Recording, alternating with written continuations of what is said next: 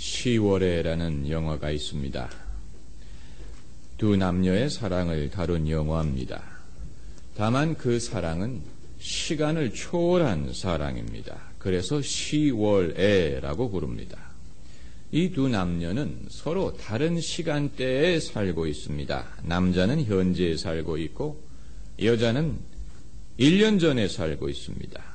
그렇기 때문에 서로 직접적으로 만나지는 못합니다. 다만 그들이 편지를 주고받을 수 있는 우편함이 있습니다.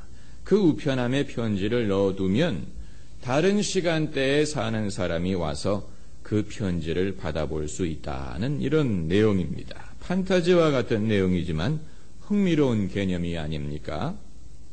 하나님과 우리 사이에도 이처럼 뛰어넘어야 될 장벽이 있습니다. 우리는 하나님이 계시다는 사실을 믿습니다. 그러나 많은 경우에 살아계시는 하나님이 우리에게는 너무 멀게 느껴지고 희미하게 느껴집니다. 그래서 하나님과 우리 사이에 거리를 좁혀줄 수 있는 것을 필요로 합니다. 하나님의 말씀도 마찬가지입니다. 우리는 성경이 하나님의 계시로 기록된 말씀이라는 사실을 믿습니다. 하나님 말씀이라는 것을 믿습니다. 그러나 성경이 어렵고 깨달아지지 않는 경우가 있습니다. 하나님께서는 우리로 성경을 깨달을 수 있도록 돕기 위해서 두 가지를 주셨는데 하나는 성령이요, 하나는 교사입니다.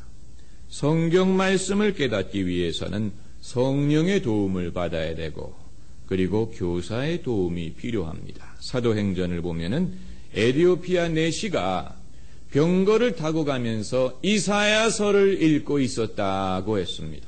그때 빌립이 그 옆에 가서 그 사람에게 묻습니다. 당신이 읽는 것을 깨닫느뇨? 그랬더니 그 에티오피아 내시가 대답하기를 가르쳐주는 사람이 없으니 어찌 깨달을 수 있으리요? 이렇게 대답하는 구절이 있습니다.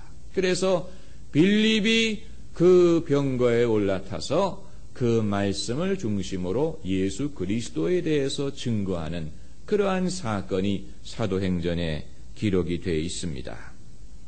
QT 운동이 교회에 기여한 바는 그리스도인들로 하여금 스스로 성령의 조명을 받아서 성경 말씀을 묵상하고 깨달을 수 있도록 도운 데에 있습니다. QT의 원리는 지극히 단순합니다. 첫째는 성경을 읽기 전에 먼저 하나님에게 성령의 조명을 구하는 것이고, 그리고 그 다음은 이제 성경을 읽어내려가면서 뭔가 마음에 와닿는 것을 찾으라는 것입니다. 뭔가 마음에 와닿는 것이 있을 것인데 어느 구절이 마음에 와닿든 간에 멈춰서서 그 구절을 계속해서 묵상하라는 것입니다. 그러다 보면은 처음 읽었을 때는 보지 못했던 귀중한 보배가 그 말씀 속에 감춰져 있는 것을 발견하게 된다. 이것이 QT의 원리입니다.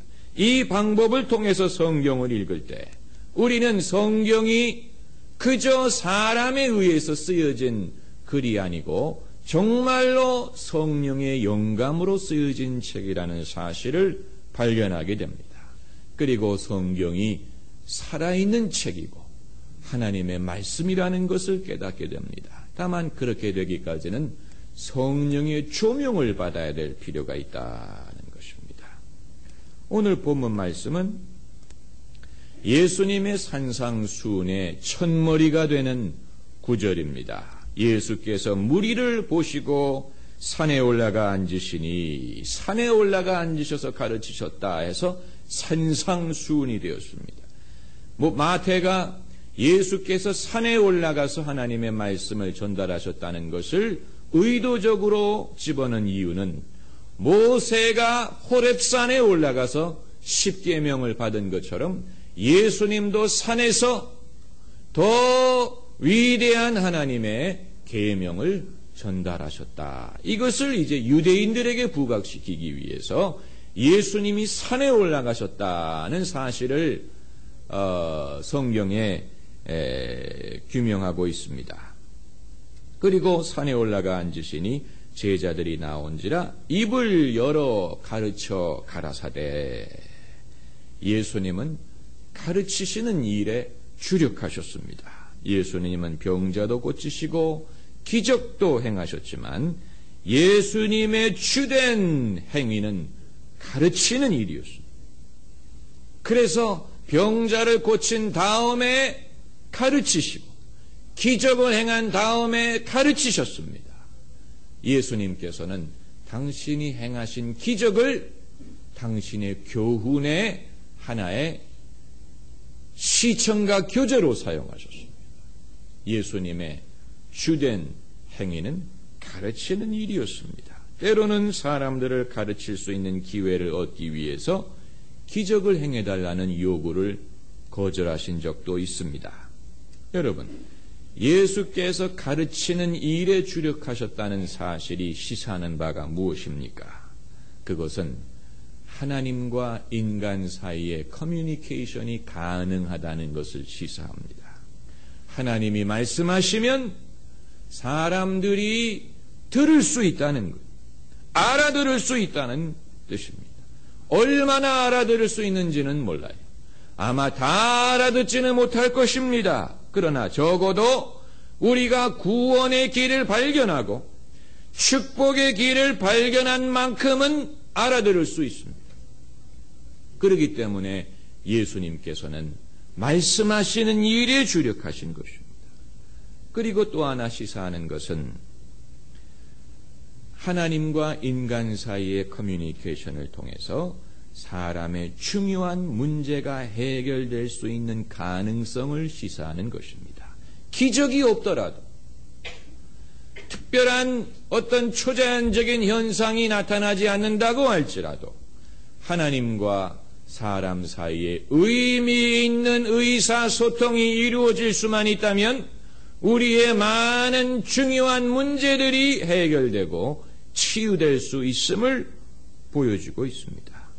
그렇다면 우리의 문제가 해결되지 못하는 이유는 하나님의 말씀을 듣지 못하기 때문이에요. 내 문제에 대한 하나님의 관점을 보지 못하기 때문에 그 문제가 해결되지 않고 그대로 방치되고 있습니다. 상담의 원리가 바로 여기에 있습니다. 상담이란 뭡니까? 두 사람이 서로 마주 앉아서 이야기하는 것 아닙니까? 그게 상담이에요.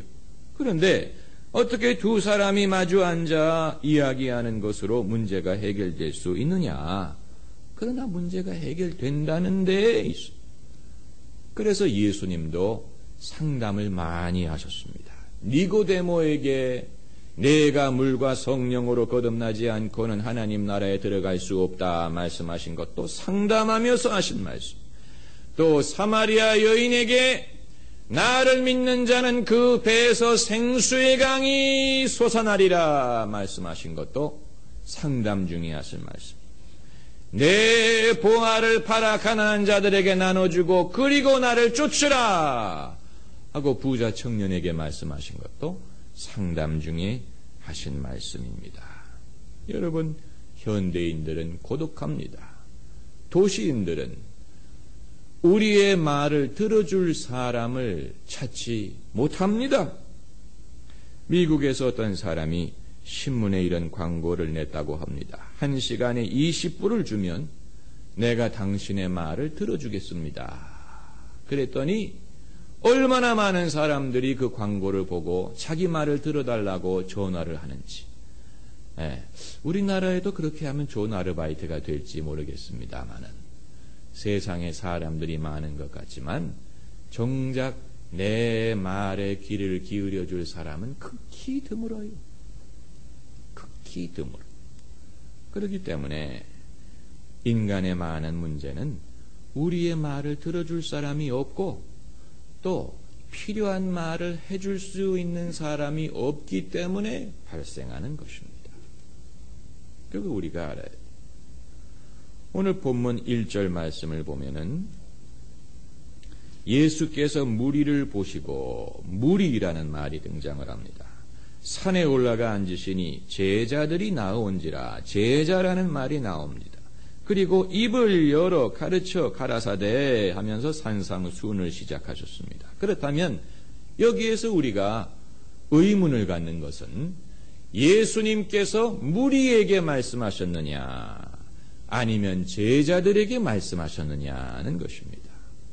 이 구절을 어떻게 읽느냐에 따라서 무리에게 말씀하신 것처럼 보일 수도 있고 그게 아니고 제자들에게 말씀하신 것처럼 읽을 수도 있습니다. 만일 무리에게 말씀하셨다면 다수의 사람들에게 말씀하신 것이 되고 제자들에게 말씀하셨다면 소수의 사람들에게 말씀하신 것이 됩니다. 이처럼 여러분, 하나님의 말씀을 전달하는 일에는 묘한 긴장이 있습니다. 기독교의 진리는 결국은 모든 사람들이 들어야 될 내용입니다. 그러나 모든 사람들이 처음부터 들을 준비가 되어 있지가 않습니다. 소수의 사람들만 들을 준비가 되어 있습니다. 다수는 아직 준비가 되지 못했습니다. 그렇기 때문에 주님이 택하신 방법은 소수가 먼저 듣고 믿고 그리고 나서 다수에게 그것을 전하게 하는 방식이에요. 마태복음 28장에 그러므로 내가 너희는 가서 모든 족속으로 제자를 삼고 아버지와 아들과 성령의 이름으로 세례를 주고 내가 너희에게 분부한 모든 것을 가르쳐 지키게 하라. 제자들에게 가서 세상 모든 사람들을 제자 만들라 그랬죠. 세례 주라 그랬죠. 그리고 내가 너희에게 가르친 것을 그들에게 가르쳐 지키게 하라 말씀하셨습니다. 이것이 주님이 택하신 방법입니다. 먼저 소수의 준비된 사람들에게 당신의 말씀을 주십니다. 그리고 그들이 이제 증인이 되어서 세상 모든 사람들에게 그 말씀을 가르쳐 지키게 하는 것입니다. 그러므로 오늘 본문에서 예수께서 과연 무리에게 말씀하셨느냐 아니면 제자들에게 말씀하셨느냐 하는 것은 결국은 큰 차이가 없는 것입니다. 왜냐하면 모든 사람들이 들어야 할 내용이기 때문에. 다만 모든 사람이 들을 준비가 되어 있지는 못할지라도 결국은 예수님은 모든 사람들을 제자로 부르시는 것입니다. 모든 사람에게 제자의 헌신을 요구하시는 것입니다. 누가 오른뺨을 때리면 왼뺨을 돌려대라는 말씀은 소수의 헌신된 사람들에게만 요구하시는 것이 아니고 결국은 예수를 믿는 모든 사람에게 요구하시는 것이고 천부께서 온전하신 것처럼 너희도 온전하라 하는 말씀도 소수의 헌신된 사람에게만 하시는 말씀이 아니고 결국은 당신을 믿는 모든 그리스도인에게 온전을 요구하시는 것입니다. 다만 예수님께서 이와 같은 것을 요구하신다는 것은 우리가 그것을 할 수 있느냐와는 별개의 문제예요. 우리가 그것을 할 수 있든 할 수 없든 하나님은 진리를 요구하십니다. 우리가 할 수 없다고 해서 우리가 할 수 없는 것을 하나님이 요구하시지 않는다면 그렇다면 하나님은 우리에게 요구할 수 있는 것이 거의 없을 것입니다. 그렇지 않습니까? 우리가 행할 수 있는 것이 얼마나 됩니까? 별로 없습니다. 적어도 우리 힘으로 할 수 있는 것은 거의 없어요. 그러면 우리가 할 수 없다는 현실 때문에 하나님께서 요구를 하시지 않는다면 이 세상에는 하나님이 요구할 수 있는 것이 없다는 얘기밖에 없습니다. 그렇지 않습니까? 많은 신학자들이 주님이 요구하시는 천국의 윤리를 연구하면서 이것은 우리가 실천하기에 너무 어렵다. 어렵죠. 어려우니까 하나님 말씀입니다. 어려우니까 믿음이 요구되는 것이고 헌신이 요구되는 것이고 내 주를 가까이 하게 함은 십자가 짐 같은 고생이나. 고생이 해본 사람은 압니다. 이 미움의 문제, 현대인들이 정말로 씨름해야 될 문제 중에 하나가 미움의 문제입니다. 그런데 누가 나를 모욕했을 때는 용서할 수 있지만 여러분, 누가 여러분의 자녀를 욕하면 그 용서가 됩니까? 어렵죠? 어려워요. 저희 아이가 학교에 갔다 와서 친구한테 뺨을 맞았다. 그래서 왈칵 뒤집어졌어요. 도대체 누가 너를 때렸느냐? 어떤 상황에서 때렸느냐? 제 본능은 당장 뛰어가고 싶더라고요. 그 녀석을 잡아가지고 이름은 기억하고 있어요. 교인의 자녀가 아니었으면 좋겠어요. 그런데 저희 아이 대답이, 기독교는 그런 거 화내면 안 되지 않아요, 그러더라고요. 네. 아들이 애비보다 나아요. 그런 게 이제 믿음을 우리 삶에서 실천하는 게 바로 그런 거예요. 결국은 그런 것입니다. 예배당에서 우리가 찬양을 부르면서 뛰고 기뻐하고 이것도 믿음이지만 누가 나에게 해를 끼쳤을 때 그때 그 미움, 또 원수 갚으려는 마음, 또 이런 것을 극복하고 하나님의 선한 결과를 기대할 수 있는 것이 그게 정말로 믿음, 실천하는 믿음인 줄로 믿습니다. 그렇기 때문에 이제 오늘 하나님 예수께서 하시는 말씀 중에 첫 번째 진리는 뭡니까? 심령이 가난한 자는 복이 있나니 천국이 저희 것이다. 이 첫 번째 복입니다. 넘버 원. 그만큼 중요합니다. 신앙의 원리를 푸는 열쇠가 여기에 있습니다. 심령이 가난한 자는 복이 있다. 이것은 세상의 생각과는 정반대가 되는 생각입니다. 세상은 심령이 가난한 것을 복이라고 여기지 않습니다. 며칠 전 신문을 보니까 우리나라에서 가장 돈이 많은 여성들 순위가 발표가 됐던데, 우리나라에 돈 많은 여자분들 많더라고요. 1위부터 5위까지가 삼성 가문의 여성들. 여러분, 세상은 그런 것을 부러워합니다. 그렇게 되고 싶어 합니다. 우리나라 TV 드라마의 단골 소재가 뭔지 아세요? 재벌. 어느 드라마든지 재벌이 한 사람 정도는 등장을 한대요. 그래야 사람들이 재미있게 보는 모양입니다. 그런 라이프 스타일을 동경합니다. 그러나 예수님은 심령이 가난한 자는 복이 있다, 이렇게 말씀하셨습니다. 그리고 그것을 천국과 연결시켰습니다. 아마 마케팅 컨설팅을 하는 분이 예수님을 만났다면 이렇게 지적을 했을 것입니다. 예수님, 그런 식으로 마케팅을 하셔서는 요즘 사람들에게 어필할 수 없습니다. 요즘 사람들이 어떤 사람들인데 심령의 가난에 대해서 사람들이 관심을 갖겠습니까? 이렇게 지적을 했을지 모릅니다. unpopular method, 인기가 없는 방법이고 인기가 없는 메시지.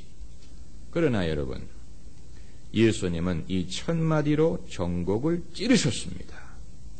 세상 사람들이 행복을 원하고 기쁨을 원하고 평강을 원하고 번영을 원하고 생명을 원하는데, 이 사람들이 원하는 모든 것을 천국이라는 한 단어 속에 들어간다고 봤을 때 세상 사람들은 결과만을 얻기 원하기 때문에 오히려 그것을 얻지 못합니다.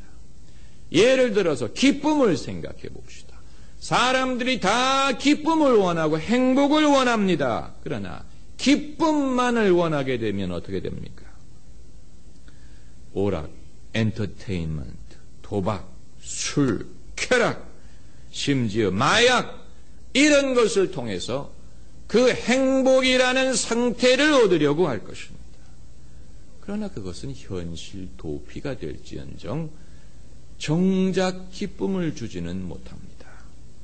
진정한 기쁨을 얻기 위해서는 기쁨을 가로막는 인간의 내면의 문제를 정직하게 봐야 되는, 사람이 기뻐하지 못하는 이유는 그 내면의 병이 들어있기 때문입니다.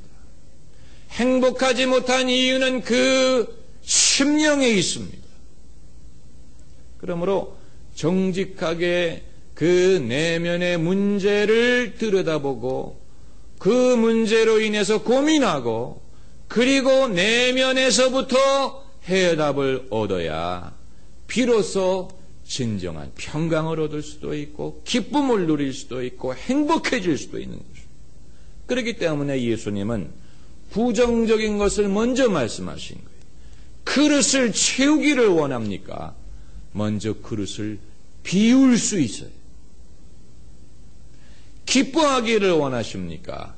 먼저 애통하는 경험이 있어야 됩니다. 그리고 기쁨이 가능하게 되는 것입니다. 마치 외적 현상에만 주력하려는 사람은 자동차에 경고등이 들어올 때 경고등을 꺼버리는 사람, 그럼 경고등 더 이상 안 들어와요. 그러나 가다 보면 자동차가 멈출 것입니다. 마찬가지로 인간의 문제는 그 외면만을 봐서는 안 돼요. 그 원인과 중심을 볼 수 있어야 됩니다. 그러기 위해서는 심령이 가난해야 된다.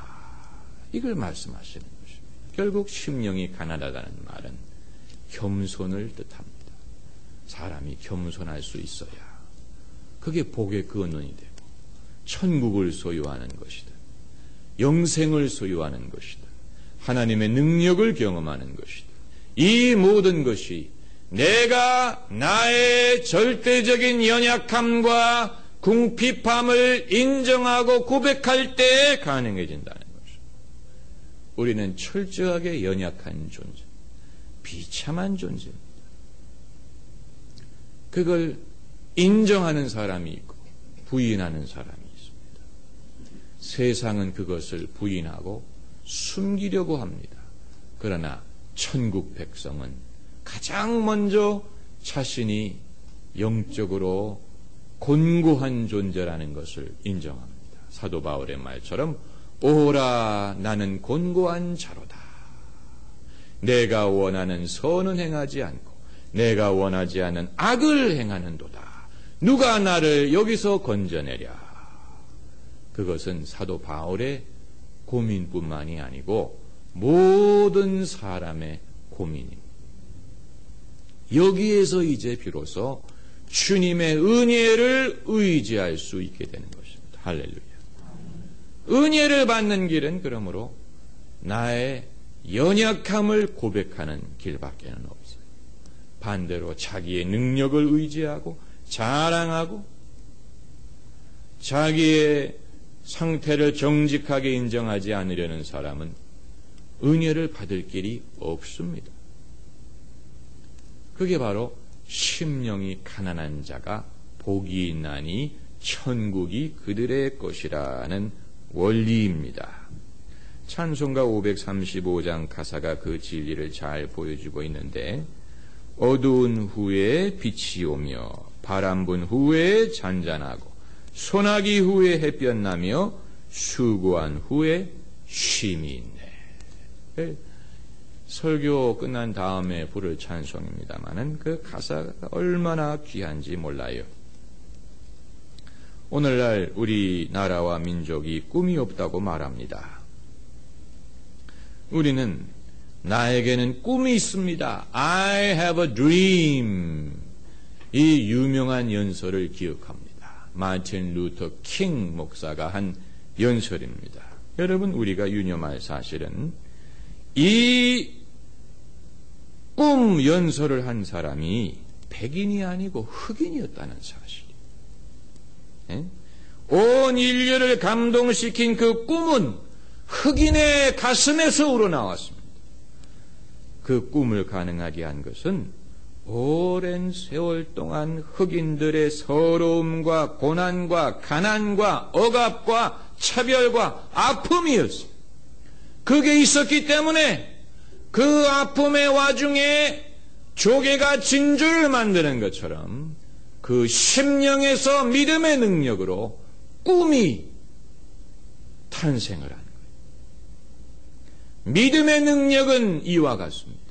믿음의 능력은 아픔과 인내와 고난과 연약함과 심령의 가난함을 통해서 만들어집니다. 그리고 그것이 사람들에게 감동을 주고 그것이 생명을 전달할 수가 있습니다. 그것은 소수의 지도자에게만 해당하는 것이 아니고 모든 그리스도인들에게 다 해당하는 것입니다. 우리는 자꾸만 결과에만 집착하려고 합니다. 좋은 결과가 있을 것입니다.